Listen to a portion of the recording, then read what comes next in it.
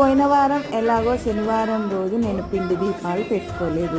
ఈ వారమైనా పెట్టుకుందాము, ఇంకా వారం రోజులే కదా ఉంది కార్తీక మాసం, అందుకనే పిండి దీపాలు పెట్టుకోవడానికి అర్ధనారీశ్వర ఒత్తి ఇంకా పువ్వొత్తులు పెట్టుకుంటాను. ఈరోజు నేను ఫుల్ లెంత్ బ్లాగ్లో దీపాలు పెట్టుకున్నది, పిండి దీపాలు ఎలా చేసుకున్నాను అనేది చూపిస్తాను. ఇప్పుడు 11 పువ్వులు చేసుకున్నాను, అంటే 8 సార్లు తీసుకోవాలి.